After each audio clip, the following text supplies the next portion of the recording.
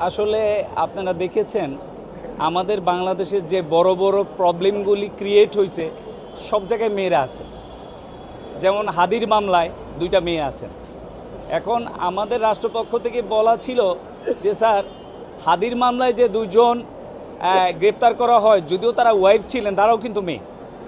এখন সেই ক্ষেত্রে আসামিপক্ষের আইনজীবী অবজেকশন দেয় যে এইটা কিন্তু মেয়ে, অন্যভাবে বলা যাবে না। মেয়ে সেখানে আমাদের সফট কর্নার আছে, কিন্তু সন্ত্রাসী কার্যকলাপের সাথে আমাদের কোনো আপোষ নাই।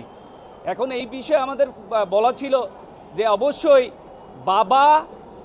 বাবা যে অন্যায় করেছেন, কোথায় কোথায় অন্যায় করেছেন, তার পদচিহ্ন কোথায় কোথায় রেখে গিয়েছেন তা মেয়ে জানে, কিংবা মেয়ের মা জানে। এখন সেই ক্ষেত্রে যদি রিমান্ডে নেওয়া হয়, এই মামলার কুশীলব কারা, এই ঘটনার সাথে 1 নম্বর 2 নম্বর আসামির সম্পৃক্ততা কী, সব বিষয়গুলি পরিষ্কার হয়ে যাবে। সেই ক্ষেত্রে বিজ্ঞ আদালত অনেক ধৈর্য নিয়ে শুনেন এবং তিনি 5 দিনের রিমান্ড দেন।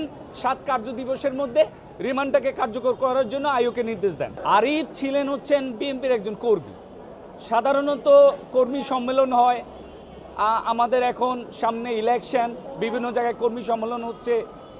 আমাদের এই কর্মী সম্মেলনে আমাদের সবাইকেই থাকতে হয়। এখন সুব্রত বাহিনীর যে আগের যে কর্মকাণ্ড, যে সন্ত্রাসী কর্মকাণ্ড, এই কর্মকাণ্ডগুলি উনি সুচারুভাবে ফুলফিল করতে পারতেছেন না আরিফ সাহেবের জন্য।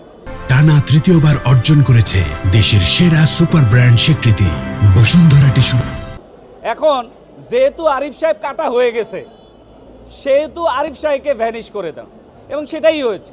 আরিফ সাহেব সন্ত্রাসী কার্যকলাপের শিকার হয়েছেন, ওনার মুখ বরাবর গুলি করা হয়েছে, ওনাকে ধারালো ছুরি দিয়ে আঘাত করা হয়েছে, ওনার মৃত্যুও হয়েছে। ওনার যে কর্মকাণ্ড ছিল, এই কর্মকাণ্ডগুলি উনি ওনার কর্মকাণ্ডের মাধ্যমে ফুলফিল করে ফেলছেন।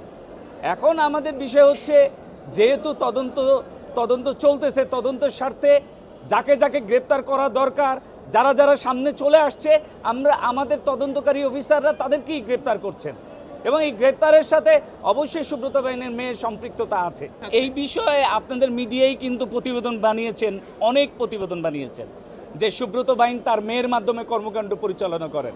কারণ মিডিয়া একটা হাতিয়ার, এই মিডিয়ার মাধ্যমেই আপনারা এই বিষয়টাকে জনসম্মুখে এনেছেন।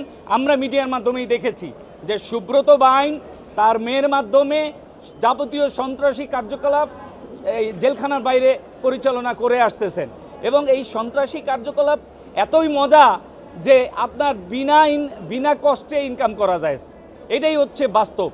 এবং সেই কর্মকাণ্ডের নিরিখেই মিডিয়ার মাধ্যমে যেহেতু তদন্তকারী অফিসাররা বুঝতে পেরেছেন যে এখানে সম্পৃক্ততা আছে, এই কারণেই গ্রেপ্তার করা এবং 7 দিনের রিমান্ড চাওয়া।